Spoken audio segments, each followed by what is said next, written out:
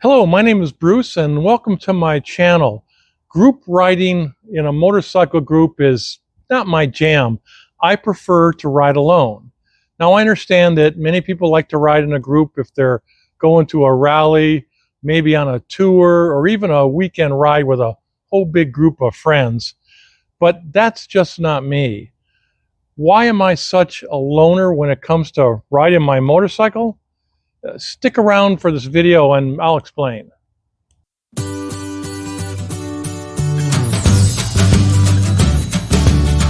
So what is a group ride? I consider a group to be 4 or more riders riding together. If you're riding with 1 or 2 riders, I consider that more of a buddy ride.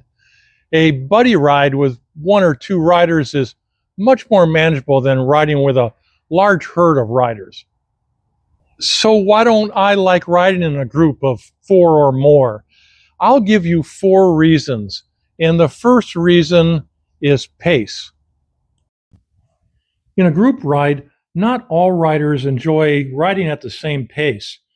There is the tendencies of the leaders of a ride to set a brisk pace, often riding at a pace that is uncomfortable for the ability of the laggers in the group. The leaders must stop and wait for the laggers, and as soon as the laggers catch up, the leaders take off again and the laggers never get a rest. The laggers, riding at an uncomfortable pace, have an increased possibility of losing control and dropping their bike. At times, the pace in a group ride can be slow, especially when riding in difficult off-road terrain or in city traffic. In these instances, there's a tendency to bunch up and cause riders to go off route to avoid crashing into a rider ahead, or riders may be forced to pass another rider in unsafe conditions. My second reason is riding style. The larger the group, the more varied is the riding style of each individual. I am not a destination guy. Sure, I usually have a destination on my rides, but that is not the overriding reason why I ride. I'm not racing to get to my destination. I enjoy stopping often along the way, taking in the sights, and sometimes my destination changes mid-ride. I have ridden in groups where the ride was nonstop. There was more concern about average speed and miles covered rather than sights along the route. I don't ride to rack up miles or brag about how fast I covered a route. Who cares?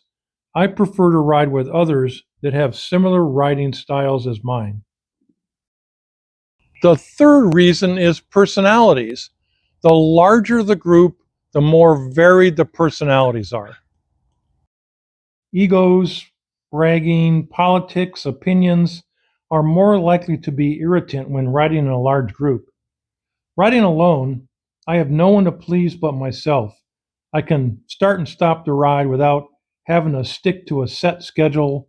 I don't have to have meaningless chatter with someone who annoys me. With 1 or 2 riding buddies, you probably know their personalities and compatibility. In a group ride, there's a good chance that it's the first time to meet some of the riders in your group. And my fourth reason is safety. Group rides can be a recipe for disaster. There is a tendency to follow close to the rider ahead or to bunch up in a group ride. If a rider drops his bike, the rider behind may crash as well, as they're following too close to stop before hitting the downed rider with their bike. Passing a slower vehicle takes coordination and timing in a group ride. Feeling pushed by your fellow riders may make you pass a vehicle outside of your comfort zone or without enough clearance to pass safely. Pace and riding styles can also affect the safety of traveling in a group. Laggers in a group may also be eating the dust stirred up by the lead riders, causing issues in visibility. So what group rides would I consider taking? Even though group rides are not my jam, I would go on a group ride under certain circumstances.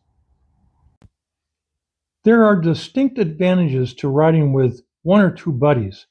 You can share safety gear, first aid equipment, and toolkits. If one rider goes down, the other riders can help lift up the bike and administer first aid if needed.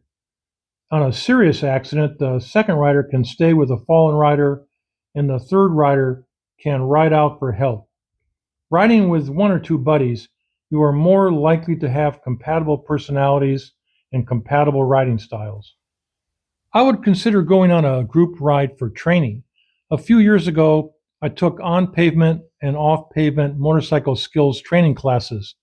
These involved some group riding, and although the training was not about riding in a group, the leaders were skilled at having the participants ride safely in a group for the day. I would also consider a group ride if I wanted to explore a foreign country on two wheels. Now, I've been riding solo in Mexico a few times. However, after an accident in Merida that left my knee and wrist shattered, I decided that any multi-day riding I would do in a foreign country is best to do in a group. I still take day rides alone in Mexico, but I don't carry gear. I don't cover large distances off pavement, and the ride ends at dark. If I took a group ride in a foreign country, I would require that the group be small, maybe less than 10 riders at the most. I'm not interested in being part of a large herd for all the reasons I described in this video. I suspect that many of my viewers also prefer to ride alone, maybe not for the same reasons that I gave here. What do you think? Do you prefer to ride alone, or do you enjoy riding in a large group? Leave your comments below. Ride safe.